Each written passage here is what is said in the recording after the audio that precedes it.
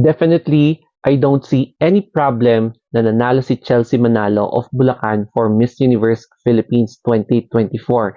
And congratulations sa kanya dahil pinataob niya yung mga pangmalakasan na very popular candidates na favorite niya din.